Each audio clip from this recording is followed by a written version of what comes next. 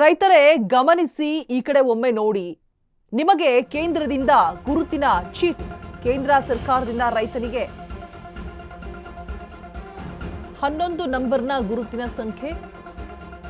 PM Kisan Samman ಆಹಾರ ಭದ್ರತಾ mission ಫಲಾನುಭವಿ ಆಗಬೇಕಾ ನೀವು? ರಾಷ್ಟ್ರೀಯ ನೈಸರ್ಗಿಕ ಕೃಷಿ ಮಿಷನ್, ರಾಷ್ಟ್ರೀಯ ಕೃಷಿ ವಿಕಾಸ್ ಸೌಲಭ್ಯ ನಿಮಗೆ ಬೇಕಾ? ಕಡ್ಡಾಯಗೊಳಿಸಿದ ಕೇಂದ್ರ ರೈತ ಗುರುತಿನ ಸಂಖ್ಯೆಗಾಗಿ ತಂತ್ರಾಂಶದಲ್ಲಿ ಮಾಹಿತಿ ನವೀಕರಣ. ರೈತ ಸಂಪರ್ಕ ಕೇಂದ್ರದಲ್ಲಿ ಎಫ್ಐಡಿಗಳ ಮಾಡಿಸಬಹುದು. ರೈತರು ತಮ್ಮ ಆಧಾರ್ ಸಂಖ್ಯೆ, ಮೊಬೈಲ್ಗೆ ಬರುವಂತಹ OTP ಸಂಖ್ಯೆಯನ್ನು ನೀಡಿದಲ್ಲಿ ಎಫ್ಐಡಿಗಳು ಲಭ್ಯ ಆಗುತ್ತೆ.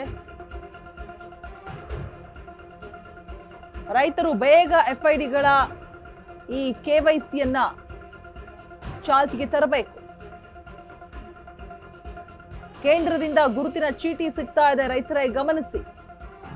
ಕೇಂದ್ರ ಸರ್ಕಾರದಿಂದ ರೈತರಿಗೆ 11 ನಂಬರ್ನ ಪಿಎಂ ಕಿಸಾನ್ ಸಮ್ಮಾನ್ ಆಹಾರ ಭದ್ರತಾ ಮಿಷನ್ ಫಲಾನುಭವಿಗಳು ನೀವಾಗಬೇಕಾ? ರಾಷ್ಟ್ರೀಯ ನೈಸರ್ಗಿಕ ಕೃಷಿ ಮಿಷನ್ ನೇರ ನಗದು ವರ್ಗಾವಣೆ ರೈತ ಗುರುತಿನ ಸಂಖ್ಯೆಯನ್ನ ಕಡ್ಡಾಯಗೊಳಿಸಿದೆ ಕೇಂದ್ರ ರೈತ ಗುರುತಿನ ಸಂಖ್ಯೆಗಾಗಿ ಫ್ರೂಟ್ ತಂತ್ರಾಂಶದಲ್ಲಿ ಮಾಹಿತಿ ಇದೆ. ರೈತ ಸಂಪರ್ಕ ಕೇಂದ್ರದಲ್ಲಿ ಎಫ್ಐಡಿಗಳ, ತೋಟಗಾರಿಕೆ ಕಂದಾಯ ಇಲಾಖೆ, ಗ್ರಾಮ 1 ಕೇಂದ್ರದಲ್ಲೂ ಕೂಡ ಅವಕಾಶ ಇದೆ. ರೈತರು ತಮ್ಮ ಆಧಾರ್ ಸಂಖ್ಯೆ, ಮೊಬೈಲ್ ಸಂಖ್ಯೆ ಹಿಡುವಳಿ, ಮೊಬೈಲ್ಗಳಿಗೆ ಬರುವಂತಹ OTP ಸಂಖ್ಯೆ ನೀಡಿದಲ್ಲಿ ಎಫ್ಐಡಿಗಳ KYC ರೆಡಿ ಆಗತ್ತೆ. 42.89 ಲಕ್ಷಕ್ಕೂ ಅಧಿಕ ಜನ ಇದ್ದಾರೆ. ರೈತರೆಲ್ಲರೂ ಕೂಡ ಗಮನಿಸಬೇಕಾದಂತಹ ವಿಚಾರ. ಸೊ ಯಾವ ರೀತಿಯಾಗಿ ಪ್ರೊಸೀಜರ್ಸ್ ಅನ್ನ ಫಾಲೋ ಮಾಡಬೇಕು, ಏನೆಲ್ಲ ಇರಬೇಕು, ಜೊತೆಗೆ 11 ನಂಬರ್ನ ಗುರುತಿನ ಚೀಟಿ ಕಡ್ಡಾಯಗೊಳಿಸಿದೆ, ಅದು ಬೇಕು ನಿಮಗೆ, ಫಲಾನುಭವಿಗಳು ಆಗಬೇಕು. ಕಿಸಾನ್ ಸಮ್ಮಾನ್ ಯೋಜನೆಗೆ ರಾಷ್ಟ್ರೀಯ ನೈಸರ್ಗಿಕ ಕೃಷಿ ಮಿಷನ್, ರಾಷ್ಟ್ರೀಯ ಕೃಷಿ ವಿಕಾಸ್ ಸೌಲಭ್ಯ ನಿಮ್ಮದಾಗಿಸಿಕೊಡಬೇಕು ಅಂತ ಹೇಳಿದ್ರೆ ಈಗಲೇ ಅಪ್ಲೈ ಮಾಡಬೇಕಾಗುತ್ತೆ.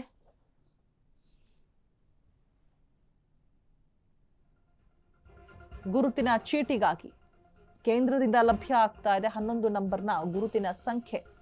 ರೈತರಿಗಾಗಿ ಪಿಎಂ ಕಿಸಾನ್ ಸಮ್ಮಾನ್ ಆಹಾರ ಭದ್ರತಾ ಮಿಷನ್, ರಾಷ್ಟ್ರೀಯ ನೈಸರ್ಗಿಕ ಕೃಷಿ ಮಿಷನ್, ರಾಷ್ಟ್ರೀಯ ಕೃಷಿ ವಿಕಾಸ ಸೌಲಭ್ಯ ನಿಮ್ಮದಾಗಿಸಿಕೊಳ್ಳಬೇಕಾದ್ರೆ ನೇರ ನಗದು ವರ್ಗಾವಣೆ ರೈತ ಗುರುತಿನ ಸಂಖ್ಯೆ.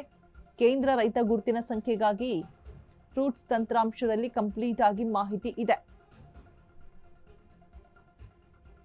ತೋಟಗಾರಿಕೆ ಕಂದಾಯ ಇಲಾಖೆ, ಗ್ರಾಮ 1 ಕೇಂದ್ರಗಳಲ್ಲೂ ಕೂಡ ನೀವು KYCಯನ್ನ ಮಾಡಿಸಬಹುದು. ಆಧಾರ್ ಸಂಖ್ಯೆಯನ್ನ, ಮೊಬೈಲ್ ನಂಬರ್ನ ನೀಡಬೇಕು, OTP ಬರುತ್ತೆ. ಅದಾದ ನಂತರ ಗುರುತಿನ ಚೀಟಿ ನಿಮ್ಮದಾಗಿಸಿಕೊಳ್ಳಬಹುದು.